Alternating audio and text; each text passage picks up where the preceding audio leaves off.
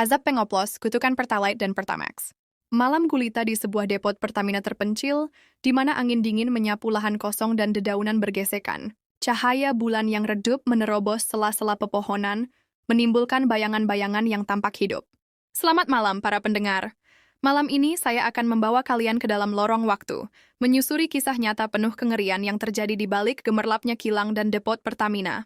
Di sini, di antara aroma bahan bakar dan senyum palsu, tersembunyi rahasia hitam pengoplosan Pertalite dan Pertamax yang berakhir dengan kutukan abadi.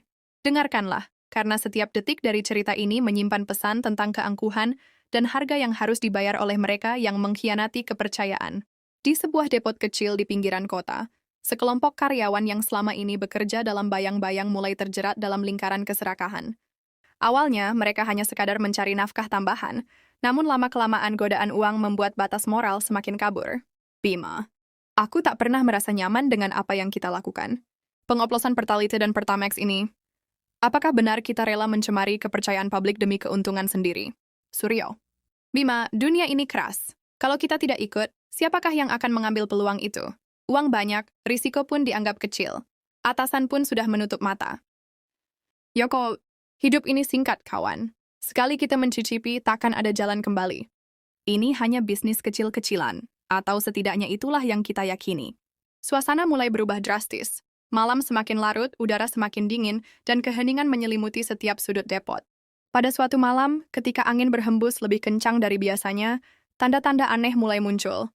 Tidak hanya bisikan dari kegelapan, namun juga penampakan yang membuat pikiran terhenti sejenak. Bima.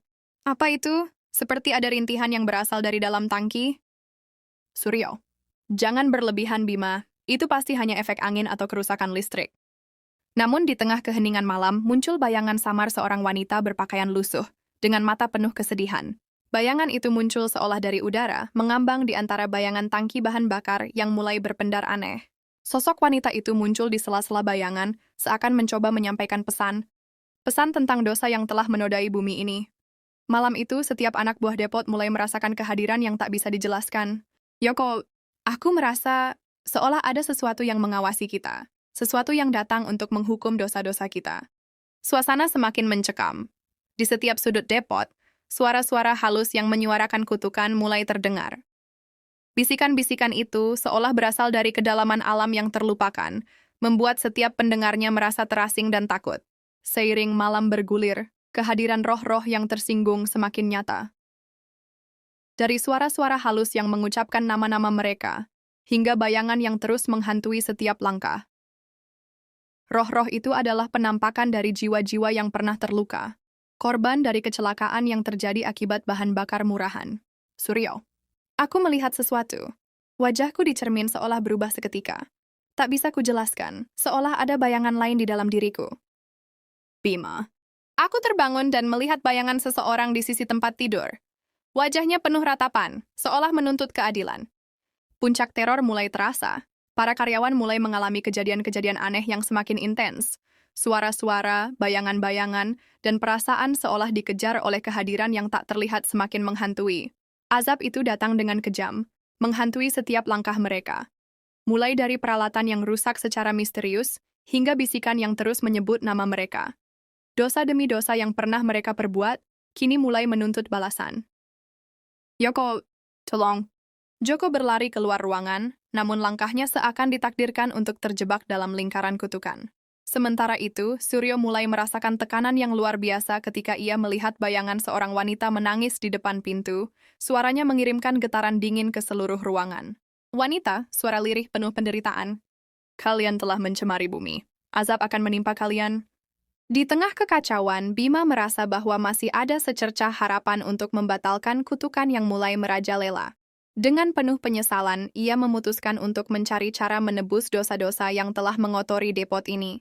Dengan sisa keberanian yang tersisa, Bima memulai pencarian akan penebusan. Ia menyelidiki buku-buku tua, mendengar cerita dari sesepuh desa, dan mengumpulkan setiap potongan petunjuk yang bisa membantunya memahami kekuatan gelap yang telah ia bangkitkan.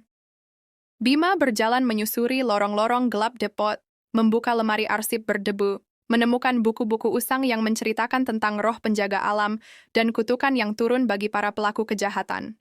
Bima. Di masa lampau, Roh penjaga bumi telah diberi tugas menjaga keseimbangan alam. Bila manusia mencemari bumi dengan keserakahan, kutukan pun akan datang. Hanya dengan penebusan dan permohonan tulus, rahmat bisa kembali. Bima pun mengumpulkan beberapa rekan yang masih mampu berpikir jernih. Mereka mulai melakukan ritual sederhana untuk meminta ampunan, meski harus menghadapi ketakutan yang semakin membungkam. Suryo, apakah semua ini akan cukup untuk menghentikan kutukan? Ataukah kita sudah terlalu jauh tersesat? Pertanyaan itu menggema di hati setiap orang yang tersisa. Namun, di balik keraguan, ada secercah harapan bahwa dengan menebus dosa, mungkin mereka bisa menghentikan teror yang telah menyelimuti depot ini. Ketegangan mencapai puncaknya. Suasana menjadi semakin suram, seolah dunia ini ditarik ke dalam jurang kegelapan. Setiap langkah Bima dan rekan-rekannya disertai dengan bayangan gelap yang mencoba menghalangi, seakan roh-roh itu tidak ingin mereka pergi begitu saja.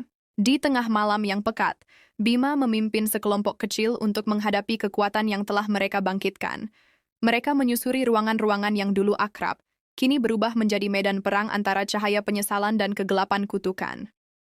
Bima, kami datang untuk menebus dosa. Biarkan cahaya ampunan menerobos kegelapan ini. Dalam adegan dramatis, bayangan roh yang tersisa mendekat, namun doa dan pengakuan penyesalan dari hati yang tulus mulai mengikis kekuatan mereka. Walaupun suasana tetap mencekam, harapan perlahan mulai tumbuh di antara reruntuhan moral dan fisik. Detik-detik terakhir malam menjadi saksi bisu pertarungan antara dunia fana dan dunia roh. Di titik puncak kengerian, setiap dosa yang pernah diperbuat tersaji dalam satu pantulan menyakitkan. Dalam keheningan yang mencekam, setiap jiwa harus menghadapi bayangannya sendiri. Bagi mereka yang telah mencemari bumi dan menolak keadilan, kini tiba saatnya pengakuan dosa. Bayangan yang dulu menghantui berubah menjadi cermin penebusan, memaksa setiap orang untuk mengakui kesalahan yang telah mereka perbuat. Yoko, aku telah salah, semuanya salah, ampunilah aku. Dengan air mata yang mengalir, setiap karakter menyadari bahwa penebusan hanya datang dari pengakuan dan penyesalan yang mendalam. Meskipun kutukan itu mungkin belum sepenuhnya lenyap, setidaknya malam itu menjadi titik balik bagi jiwa-jiwa yang tersesat. Layar perlahan gelap, namun secercah cahaya fajar mulai menyingsing. Suara angin yang dulu mencekam kini berganti lembut seakan mengisyaratkan harapan baru.